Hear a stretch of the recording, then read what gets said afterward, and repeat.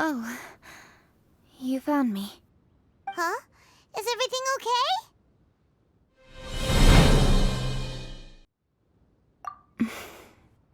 Traveler, I have found myself in something of a predicament. In the competition, I voted for Smiley Yenshao. So you're frustrated because you can't go back and vote for Xiangling instead? No, that's not it. As a judge, I had a duty to remain objective. I made my decision after thinking about it very carefully, and my conscience is clear. Xiangling is my friend, so by rights, I should be honest with her about this. But, as you know, I voted based purely on my personal opinion. As a contestant, Xiangling may not be able to appreciate this, and I do not know how to deal with people of her temperament. I just don't know how to break it to her. It's no big deal. Just say it however comes naturally. Xiangling of all people isn't bothered about that kind of stuff. And anyway, she still won in the end. Oh hey, here you are. I've been looking for you for ages. Xiangling, there's something I need to tell you. What is it? My grandfather always said to me, in contests of food, always follow your heart. Which is to say that in gastronomical disputes, or indeed competitions, one must cast their vote for the party that they agree with. This decision must be based on one's honest thoughts, not influenced by any external factors. Of course, that was just my grandfather's opinion, but I have to say, I am inclined to think he had a point. So, despite the fact that I am your friend, I cast my vote for Smiley Yenshao's Adeptus Temptation. Well, maybe it was. I like golden shrimp balls. Is that a problem? You were acting so serious that I honestly thought something was up. It's fine. Doesn't bother me one bit. Huh? You voted for who you wanted to, and that's totally okay. In fact, that's exactly how it should be. Otherwise, how could it be a fair competition? So, you made a point of telling me. Is that because you were worried that it made you a bad friend? Don't be absurd. Didn't I say already? I love this about you. You're just so conscientious about everything. Half-baked feedback just isn't meaningful to me at this stage. Seeking reassurance is what novices do, and it's been a long time since I was a novice. The way forward from today will only get more challenging, as will the dishes I'll need to cook. Honestly, I'll need friends like you along the way. You have a strong sense of responsibility, Keqing. But you know, not everything is always about responsibility. Yes, you're a Qixing, but you're also you, Keqing. When you're with friends, you don't need to think about everything so thoroughly. You know that's what Ningguang's like, right? Beido's always telling me about how well she gets along with Ningguang. They even play chess aboard her ship sometimes. So you see, Ningguang's kind of bold in that she doesn't let her identity and reputation get in the way of her ability to have a good time. You could take a leaf out of her book. Outside of work, it's time to let go and relax. Traveler, Xiangling, anyway, what are we standing around here for? Let's go and check on the status of the Stove God statue. Oh yeah! Paimon had nearly forgotten about that. Let's go see.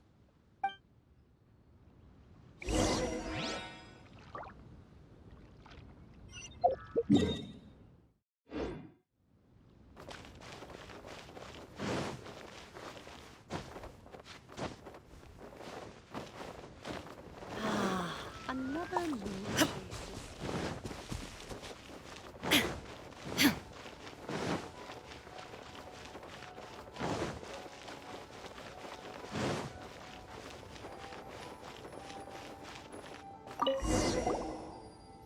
How strange. It hasn't changed one bit. This doesn't make any sense. We cooked our hearts out. Does this mean the competition wasn't enough to awaken the statue? Oh well. I suppose it was simply not meant to be. Yeah, long already. There's no harm in waiting a little longer. Right, Xiangling? Yep, there's still time. Let's be patient. We'll all see this through together. On another note, I have some good news for you, Kuching. Things are looking optimistic for that recipe you gave me. Master came by before the competition and filled in the parts that were missing. So now I'll be able to cook it. In fact, I'll go find somewhere to make it right now. Wait here. Xiangling. Oh, and Traveler, could you come with me? Huh? You only just beat Smiley and Xiao. You think you're up for challenging us already?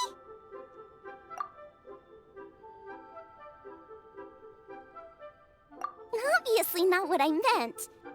You collect recipes, don't you? I thought you'd probably be needing this dish during your travels, so I figured I'd share it with you. Oh, right! Paimon knew that. Sheesh, we totally misread that situation. Jeez, careful eating your words so fast. You'll give yourself heartburn. What are you staring at me for? Go on, go get on with your cooking.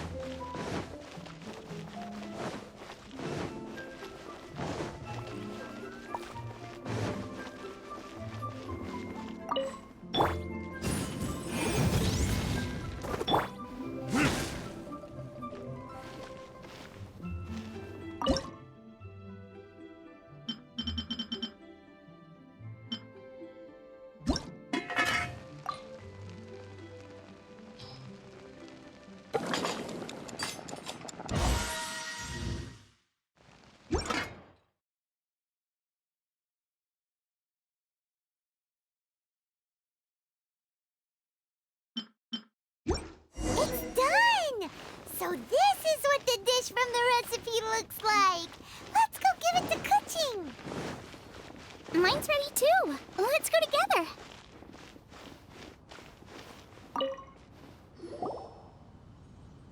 We're back.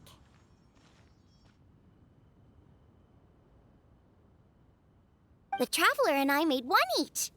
Here, have a taste while it's still warm. Thank you. Don't mind if I do.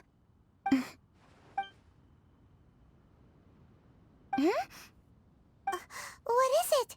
What does that face mean? This flavor... I've tasted it before. Apologies.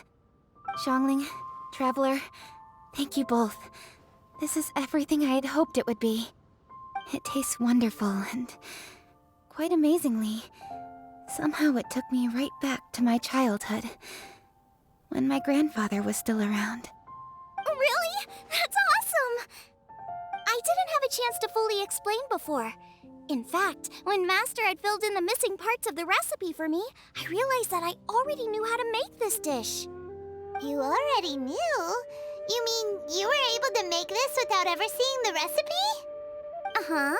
My dad taught me how to make it.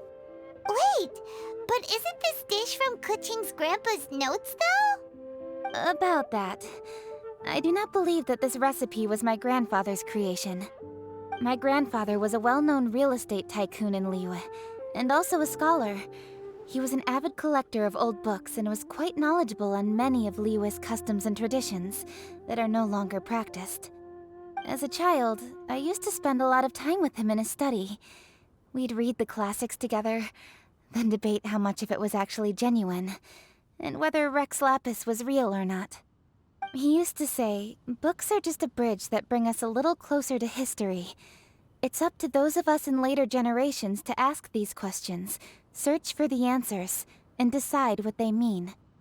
Since then, my grandfather has passed on, and I've grown up to become a Qixing. My views on Rex Lapis have changed in this time too, from myth to reality. For me, the name Rex Lapis is inextricably wound up with memories of my grandfather. Whenever I see his name written down, It always reminds me of sitting in my grandfather's study, seeing all of his notes. As I said earlier, this recipe came from those same notes. It's an ancient dish that he was trying to restore to its original form. But, unfortunately, without the full recipe, he never quite succeeded. Still, each time he tried cooking it, he'd always get me to have a taste while it was still warm. The memories. This really is the taste of my childhood. Ancient dish? Are cornbread buns really that old? Well, at least in my family it is. My dad learned how to make it from his dad, and supposedly it's been passed down that way for generations. We call them chili mince cornbread buns. They're a traditional folk food snack, easy to pack up and take with you on the road, so they're the perfect thing to eat on the go. La la la. Seeing Guoba just reminded me of something. I actually made this dish on the day I first met Guoba. How did you first meet? It was in a cave in the mountains. I ducked inside to get out of the rain and saw an offering table in there, so I put the cornbread buns I'd brought with me on it. Then I ended up falling asleep, and when I woke up, I found out that Guoba had eaten every last one. Guoba followed me around ever since. We're practically family now. Hold up! Stop the conversation! Look! The stone! It burst open! It's... Guoba? What are you... What? Mother? Ah, I see the chili mince cornbread buns have been served. Master! Granny, look! The stove god statue looks just like Guoba! Oh, indeed it does. After all, Guoba is the deity you've been searching for. God of the stove. Guoba is a god? You asked me if a sufficiently festive atmosphere would be enough to reawaken the stove god. And my answer is this. Yes. And no. The stove god has always been a deity with great affection for the people, and who acts in response to their desires. To him, the heart's passions and the heart's desires are not the same thing. Passion can be a technique, a skill, something derived from experience. But desires, they are deeper, more innate. They are the heart's strength in its purest form. Masterful chefs is wonderfully exciting, but it is more an exercise of passion than of desire. And passion alone will not suffice to reawaken the stove god from his deep slumber. But just now, when Kuching ate this dish she had longed for, a deeply held desire was fulfilled. As well as receiving an answer to her question, she also gained something much more precious. A moment of poignant nostalgia so vivid, it felt like she was right there alongside her grandfather. The enormous power unleashed by the fulfillment of this desire resonated with the stove god's statue, and caused it to manifest once more the form it took in the past. Of course, the stove god himself is not contained within the statue. The true stove god has been here with us all along. How does it feel, seeing a statue of yourself from your glory days? Look at him.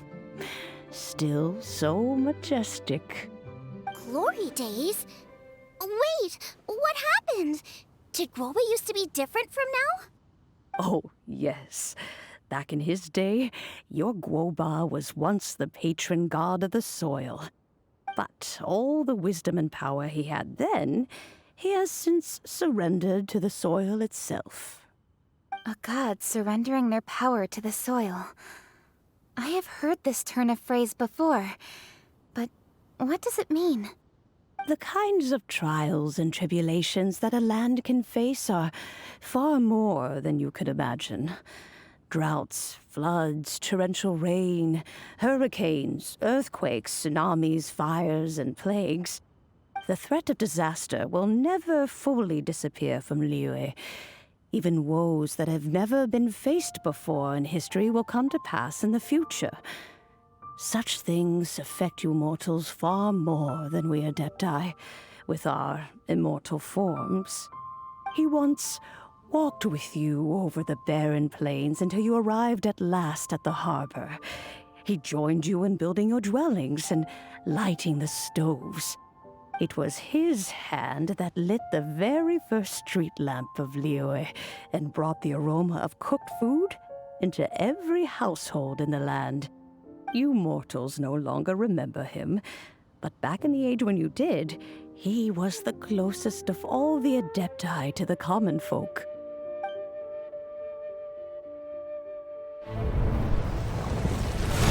Marchosius, god of the stove, born from a spark when stone struck stone.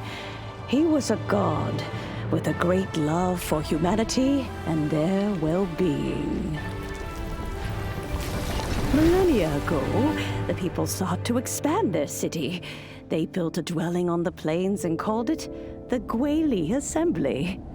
The stove god cared greatly for the people, turning himself into minions who went into every home, fostering food and solidarity alike. Alas, their home was taken by a flood. The waters ravaged the Gwali Assembly and forced the people back south to Liyue Harbor. Though the distance was not far, the journey was plagued by a terrible storm. For a dozen days, the Adepti stayed by their side. During this time, the stove god cooked an ancient delicacy, flatbread with a meat sauce to stave off the cold and damp, fit for those on the move.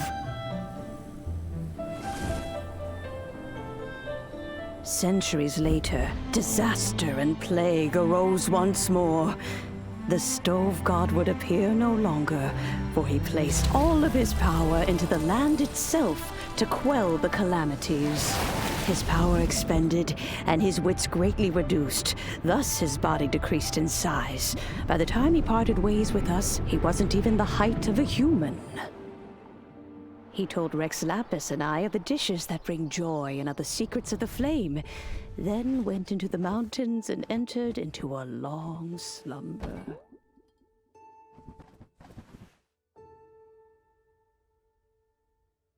The stove god departed, and Guoba was born. When he awoke, he ate the Chiliman's cornbread buns placed on the offering table by a young lady in yellow. Though he did not remember the past, he was profoundly moved and decided to follow this young lady thereafter. The stove god had quietly disappeared, but the vendors rose early to hawk their wares. People went out to buy goods, lit their stoves, and cooked food, just as they had done every day for as long as they could remember. In Liyue, things have always been this way.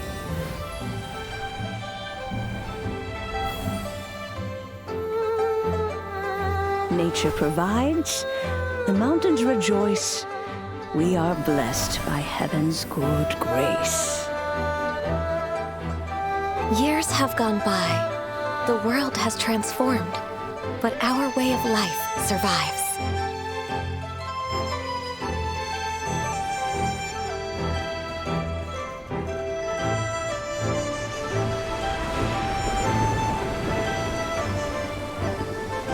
Fame and fortune is only a season. It is the moment that we should embrace.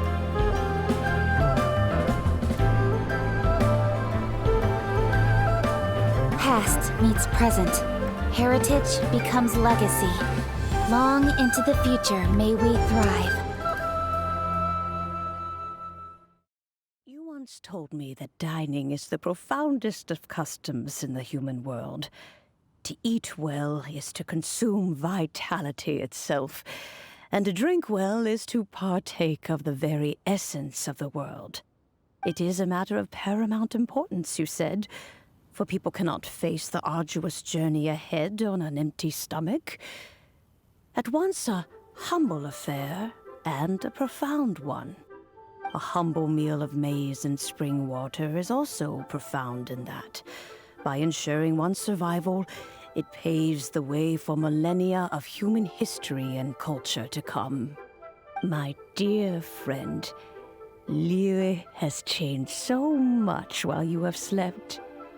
Looking at the prosperity and beauty around us today, does it make you happy? Guoba, this is kind of a huge deal. Why didn't you say anything? He is not who he once was. Even the power of speech evades him now. There is no way he could have told you. Oh. Guoba, but... Xiangling. Do not be saddened, Xiangling. There are two sides to everything. Guoba may have lost many of his formal faculties, but he is now as carefree as can be, without a single worry in the whole world. In this world we inhabit, who can truly be said to live a life free of all woes? Those with a mind and with the knowledge will certainly be troubled by all manner of things. But he has gone further than us in his journey. He had both wisdom and courage. Everything he took upon himself, he was also ready to part with. His carefree demeanor today is a testament to the fact that he is at rest. So since you are his friend, take good care of him. Go out to walk and play. Allow him to eat, drink, and be merry. I will! You can count on me! Xiangling, you have an adeptal affinity. Guoba follows you around because he has respect for you. The moment he awoke, he was met with the familiar flavor in the chili mince cornbread buns he ate. After all that time, he still recognized the dish he had invented, and he approved of you as the one who had cooked it. That's right. The taste of one's home cuisine always brings back memories of home. Though he remembered nothing, eating the food you had cooked gave him a feeling of familiarity. That is why he stuck by you. You may be the first person in history to give the stove god the experience of being a satisfied customer. That makes you quite a remarkable chef. If that's true, I couldn't be happier. Because putting a smile on customers' faces is what we chefs are called to do. Well then, it's getting late and I still have things to do. Time for me to say goodbye. Traveler, Paimon, Xiangling, thank you all very much. I look forward to spending more time together in the future.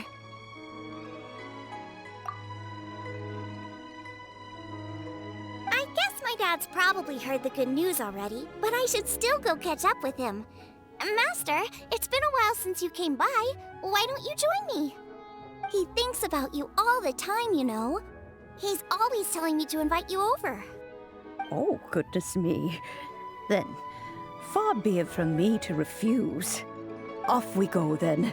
Let's saunter over gently and see how all the city folk are getting along. Hi, Dad. I'm back. Hey, what are you doing there? I should be the one handling that. Oh no! Guoba's taken off!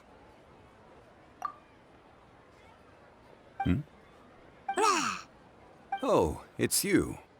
Hello there, old friend.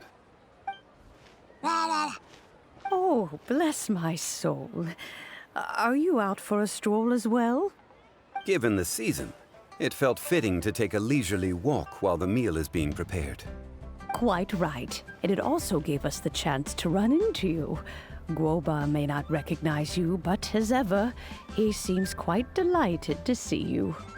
So, Guoba doesn't remember anything, but can still feel when something's familiar? Friendship will always withstand the ravages of time. Traveler, what do you think of the name of this festival? Moonchase. The moon is a carrier of countless emotions. So many things only seem to surface as we gaze up beneath its poignant glow. Wherever the moonlight shines, the heart is wont to follow. Fond memories of those no longer with us. Debts of gratitude to old friends. The meaning of ages past and gone. All wrapped up in the city that has existed for so many moons to date. All these things and more. They are why people chase the moon. In old age, the sight of many things puts one in a wistful mood. But children are always a beautiful sight to see. Such exuberant life force. It seems to well up from deep within the land itself. A land that has been in existence for so many millennia, and yet one that still dazzles today. Traveler, this Moonchase festival has been all the more entertaining with you here to witness it. Now, let's have Xiangling brew us a nice pot of tea. We shall drink and chat at our leisure.